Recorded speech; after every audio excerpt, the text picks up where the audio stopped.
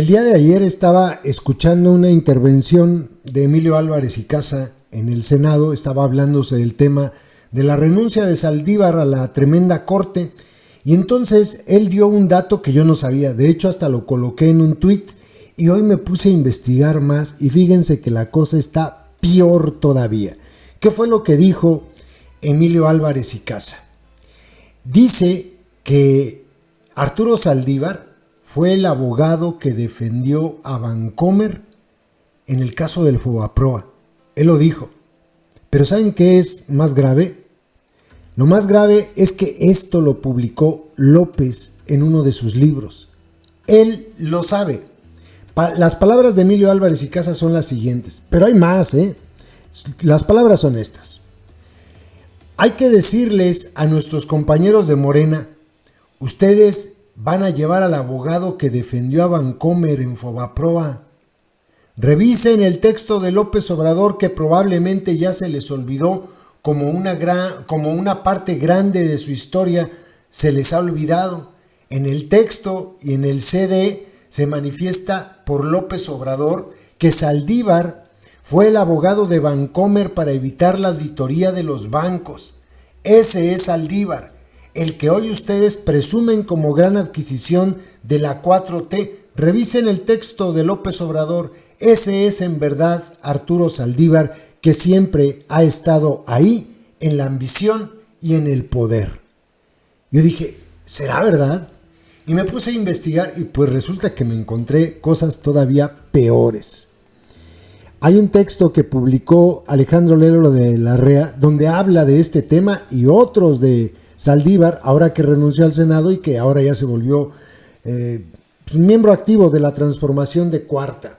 Fíjense, todo lo que ha hecho es un poquito de la trayectoria de este sátrapa arrastrado palero. Híjole, adoctrinaditos, este es el súper ungido, porque vean nada más todas las que ha hecho, en dónde ha estado metido, y ahora resulta que es pues uno de los aliados de la transformación de Cuarta, y hasta Lady Repsamen se lo va a llevar. Dice, Arturo Saldívar, el ministro carnal de la 4T, aunque nunca ha tenido credencial de algún partido político, ha estado directamente involucrado con el PRI, con el PAN y ahora con Morena. Sus inicios en el servicio público precisamente datan de la Ciudad de México. Fue coordinador de asesores del priista José Antonio González Fernández en los tiempos en que este fue titular de la Procuraduría General de Justicia del entonces Distrito Federal durante la administración de Óscar Espinosa Villarreal, que ya es decir bastante. Por supuesto que Saldívar no debería sentirse nada orgulloso de aquella labor, porque ese trienio entre 1994 y 1997 ha sido la peor etapa de que se tenga registro de inseguridad en la capital del país. Saldívar se hizo socio de un abogado con gran ascendencia en la Suprema Corte de Justicia de la Nación, Fabián Aguinaco, hijo del ministro presidente Vicente Aguinaco, de 1995 a 1998. Con él fundó un bufete jurídico al que años más tarde le contratarían el juicio de su vida. Un juicio en contra del pueblo de México que ahora dice defender. Saldívar ya había trabado una relación muy estrecha con quien fuera presidente de la Corte después de Aguinaco, el ministro Genaro Góngora Pimentel, quien le encargó a Saldívar, en esos días presidente de la Comisión de Amparo de la Barra Mexicana del Colegio de Abogados, la elaboración de una nueva ley de amparo y un proyecto que se convirtió en realidad a principios de los años 2000. En esos días, Saldívar fue contratado para litigar en contra del Estado mexicano, defendiendo a instituciones bancarias y banqueros corruptos que fueron responsables del quebranto que devino en el Fobaproa y posteriormente en el Instituto de Protección al Ahorro Bancario. Aquí surge la gran paradoja. ¿Debería López hacer tanto reconocimiento público para Saldívar a pesar de este caso del IPAB, pues el primero fue el principal denunciante desde 1995 del fraude del siglo y hasta la fecha sigue criticando ese quebranto que le va a costar a los mexicanos más de 2 billones de pesos y faltan 25 años para que termine de pagarse. Claudia Sheinbaum desprecia también el quebranto bancario. Saldívar defendió a los bancos en un juicio de amparo contra el artículo 5º transitorio del IPAP, en el que ordenaban realizar nuevas auditorías a Bancomer, Banco Internacional, Banamex y Banorte, porque había una cartera vencida por más de 52 mil millones de pesos de lo que llamaban créditos relacionados. ¿Qué eran estos? Estos eran, por ejemplo, que el dueño de un banco le prestaba dinero al de otro banco y viceversa, o a sus propias empresas.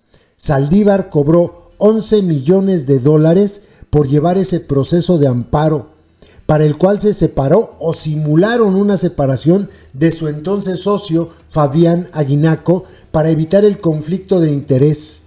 En 2003, Saldívar ganó ese amparo en definitiva contra el IPAP, por lo que el Estado mexicano absorbió esos 52 mil millones de pesos. En el sexenio de Felipe Calderón se volvió filopanista. Era amigo del mandatario porque había sido su maestro y también de Margarita Zavala en la Escuela Libre de Derecho. Por ello Calderón lo propuso como ministro de la Corte en 2009 y lo hizo ministro. Ya en este sexenio, Saldívar se volvió morenista. Como presidente de la Corte, la puso al servicio de López y apenas el martes renunció a ser ministro para trabajar con Lady Rebsamen y transformar a México en beneficio del pueblo, lo que nunca pasó por su mente cuando le ganó al Estado un juicio que le hizo pagar 52 mil millones de pesos por el rescate a bancos y banqueros corruptos. ¡Sas! Este es Arturo Saldívar, filopanista, filopriista. Imagínense nada más, este güey fue el que defendió a los bancos para que no se hicieran más auditorías, y ese pequeño detallito pues nos costó 52 mil millones de pesos y Saldívar se llevó 11 millones de dólares. Un ministro que después fue ministro que litigó contra el Estado y hoy se lo llevan ungido a hacer la reforma judicial. ¿Dónde está la ética de este parásito de mierda? ¿Cómo es posible, de verdad, cómo es posible que un abogado malnacido tenga el descaro, todavía después de que le ganó al Estado mexicano un juicio que le obligó a los mexicanos a pagar 52 mil millones de pesos más intereses? ¿Quién sabe en cuánto ande esa deuda? ¿Cómo es posible que después lo hayan puesto en la Suprema Corte y que ahora López se lo lleve a la transformación de cuarta para redactarle la reforma al Poder Judicial? ¿En qué pinche mundo estamos? Es un gusano. Bueno, de esos que le gustan a López. Estas son cosas que yo no sabía y estoy seguro que mucha gente tampoco lo sabía. Si no es porque lo menciona ayer Álvarez y Casa, yo ni por enterado. Es bueno informarse para darse cuenta de dónde está uno parado. Ahí está su héroe, el ministro Palero, el ministro Lacra, el ministro Rata, el ministro corrupto,